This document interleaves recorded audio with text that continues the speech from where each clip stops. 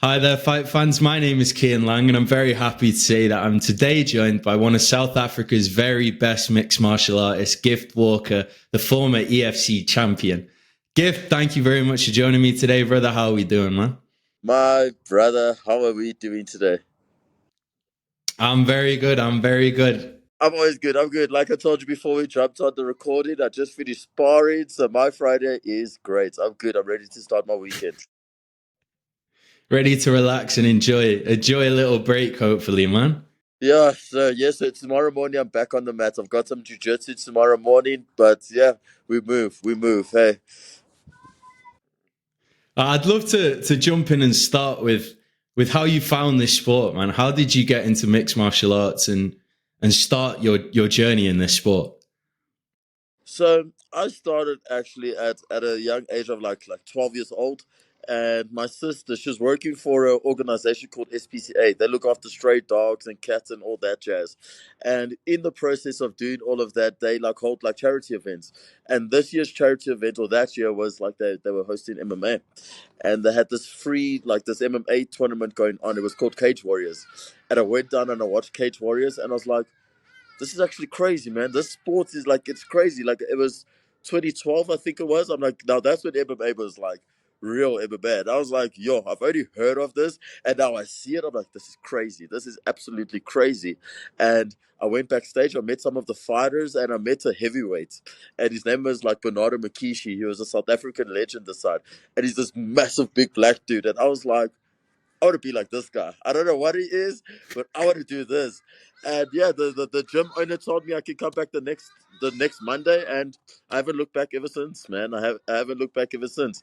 So what? That's like 14. I'm going for 14 years. I've been training. 14 years. I'm in this game. Wow, that's Yes. so crazy, man. I mean, when you look back on the early part of that journey and getting into it, were there any fighters in particular that you used to, watch and see and want to emulate their styles? Dude, there were so many, man. Like, if I can start from local fighters to international, it's like my head coach, JP Kruger. Now, back then, like, he even knows this. He was very intimidating. He wasn't the nice guy he is now. He used to have like this ginger mohawk, and like when he would walk in the gym, I'm like, oh, this guy. He was so scary. And there was like Martin van Staden. We had. I'm sure you heard of this guy, Soldier Boy. There was a few big names in our sport at this time. Ruan Potts, Andrew Van Sale. These are all just the local fighters. And then I started breaking out, and then I found my BJ Penns, my George St. Pierre's, and Conor McGregor's, your John Jones. And honestly, like the Conor McGregor era was the era where obviously I took my like feet from like 2013.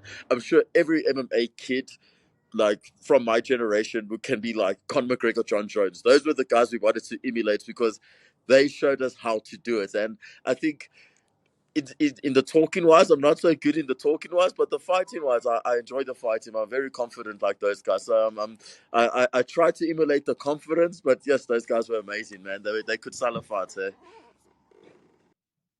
Man, I mean, you're certainly up to their standard in the cage. I look at your last fight. Of course, earlier this month, you went up against the guy who just challenged for the belt, Sibusiso Savendli. Hopefully, I've nailed his name there. You And did, third hey, rear naked choke. I mean, you for went out UK, there. bro. You got it. You got it for UK guy. You got that name perfect. Hey, hey, we do well. My best mate's South African, so he gives me some tips sometimes, man. Nice. But I mean, you went out there. You made it look easy, man. Third rear naked choke. You took him down. You found the back. You found the finish. I mean, how happy were you with the performance that night? Super happy, but it's how can I say? I expected it of myself. I said the whole week leading up to the fight, I'll be very upset if I don't finish this guy. Like there's certain people that you must finish, and no disrespect to him. Not saying he's less of a fighter, but I require something from myself, and for that fight, a finish was required. So I'm very happy. I lived up to my standard, but like it's just another fight for me, man. Like I'm getting to this point in my life where fighting is it's starting to feel like a sparring session, but obviously I get to the bigger fights, there's more at stake, and obviously maybe I get a bit more nerves, but I'm very content in fighting, man. I'm enjoying it. I'm very calm in there. So you guys say I'll make it look easy. It's crazy. In my head, it's like it's going 100 miles per hour. But I'm trying to calm those demons and make it look as professional as possible. Well, I mean, you certainly did that last time out. And I mean, looking ahead to the future now, like I said, he just challenged for the belt. You went out there, you finished the fight. Is what's next for you? Is it the EFC title, or are we looking to go international again? I am honestly for this year, like I'm done fighting EFC for the rest of the year. I'm want to trying to squeeze in an international fight, whether it's UAE, whether I can jump onto a one championship fight card. I'm just trying to. There's a few. I had an offer from these guys that work with WOW FC, like Ilya Taporia's promotion. They're in Spain, so there's a few things like lining up. I don't want to release too much because like imagine none of it happens and then I look like an idiot. So it is just a few things happening, but I'm looking for a few international fights. Man, I mean, selfishly, as someone who lives not far from Spain, WoW FC, that would be fun. That would be real fun for me. So I'll hold out hope for that, man. Brother, man, you ever been, man? I would love to, man. I look at how that promotions run, and I'm like, I'd love to fight them, man. I'd love to fight them. If I look at how everyone fights, everyone thinks they're Ilya Taporia in that promotion. So it will be great to go and use my wrestling in that kind of promotion because it will up my level and it'll be good. I think it will just be great exposure for me. I think it would fit perfectly. And I want to go back to a time in, 2024. Look at that year. You went into it undefeated, holding the belt. And then obviously, I mean, losing to a guy like Zulu, he's one of the best South Africans of all time. That guy's a legend. And then, of 100%. course, a tough loss in UAE Warriors. How do you bounce back from a year like that? I mean, you've bounced back just incredibly well. 2-0, new weight division. How do you do that? How do you have that mindset? Honestly, can I be honest with you? I don't want to make excuses or anything, but flyweight sucked, man. I was a tremendous flyweight fighter, but I was not a good flyweight. Like flyweight was not my division, man. I was great there, but I think last year was just indication to it, and that like I'm grown, man. I'm a grown boy. I like my food, man. I like my food, and flyweight, you can't be that kind of guy. So when I would enter those fight camps, it would put such a strain on my body that even taking a leg kick felt like someone shot me two times in my leg. Like it was bad. It was not such a great camp. So when I fought this year, it was scary coming off of those two losses because you're like, oh man. It would suck that you made this excuse of flyweight and you go up a division and you still lose. Hey, so it was a little bit scary, but once I got my feet going and I got like fighting, I was okay, man. It's I think it's very much like who you are as a person. If you're gonna let those losses get to you, then I think you're gonna stay a loser. But I know what kind of person I am. I know what's required of myself, like I said. So I knew it was just a phase. It was a bad season. It's not a bad life. It's just a bad season. And I was gonna get past the season. I did. I'm enjoying this season now. I'm not gonna get too happy because, like you said, I entered 2024 with a belt, undefeated, and I got humbled really quickly. So it's right now. I'm just enjoying my wins and I'm taking it one step at a time. Like I've got 2 years to get this to the UFC, so I don't want to rush it. If I take a loss or two along the way from now, I'm not going to be too upset because I want to hit the UFC. And when I hit the UFC, it's full blown. I need main card stage. I need top 10 fighters. That's what I'm aiming for the UFC. Hopefully, I don't look like the Bellator fighters, but that's what I'm aiming for. Man, just don't go Bellator first. That's what No, we've learned this year. But no, I I mean, cannot. is bantamweight the new home? Are we're staying? Yes, yes, sir. Yes, sir. I'm comfortable. I'm strong at bantamweights, and like I said, I'm healthy there. I'm healthy at flyweights. I was the big boy. I was the big guy in the division, but I wasn't healthy. I was very unhealthy. I was killing my body to be that big guy. Where now I'm not the biggest bantamweight. I'm not, but I'm comfortable. I can handle myself in the division. That's great to hear. And I really want to get down to talking about African MMA because it's something that's really important to me, even as a media or whatever you call me these days. I don't even know. But I look at African MMA now and it seems like it's finally getting the attention it deserves, the opportunities it deserves. You look at guys like Sylvester Chipfumbu recently, Lewis Matias had big wins. I mean, obviously Jerkis and everything that guy does, he's a legend. But how happy are you with the progress that we're making with African MMA and getting guys opportunities? Things like PFL Africa is just so huge for the continent, obviously. Man, Kian, like I'm very happy with it. Like I spoke about it, and I'm happy for all the African fighters getting this opportunity because this continent is very slept on. Man, we have such Like we have amazing talents, amazing talents. And the scary thing is, there's guys that are. When I went to UAE Warriors, I can see some of these guys. They have been training their whole life in wrestling, in judo, whatever the sport there is. They had the best of the best. Where there's some guys here in South Africa who it's just raw talents, and you must see how hard these guys are training. And it's very happy. It's heartwarming to see these guys like get these opportunities. And I just hope that the international stages don't take advantage of the the the need, like for us fighters, we are so desperate and craving to be on these promotions. I hope that the promotions don't take advantage of us in that sense. But it's a beautiful opportunity, man.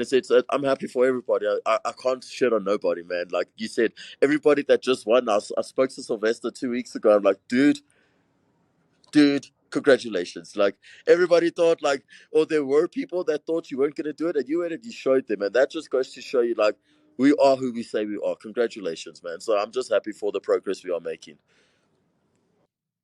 It's incredible. I mean, I look at South Africa in particular. Obviously, Drickus, he came up short, but he's done so much for the country and for the sport. A guy like Mark Hulme, everything he's doing in Octagon, he's just a beast, that guy. I mean, how much hunger does it give you to see these guys? And, you want to be the next guy to fly your flag and help to grow the sport in your own country. Sweet. So, as you said, man, you asked me what it would mean to me, and it's a very selfish answer, but representing my country it's amazing. I think that's an honor for anybody, but that's not what I fight. It's really not. I fight to represent myself and my family, and mainly myself. And my family knows this. They know, like, when it comes to fighting, I am very selfish in that sense, because as much as what they are with me, I need to first make it before I can share my spoils with them, and I cannot share my spoils with my family and want to be this great South African. So it was great. Like someone like even Drickus, he first built his brand. He made sure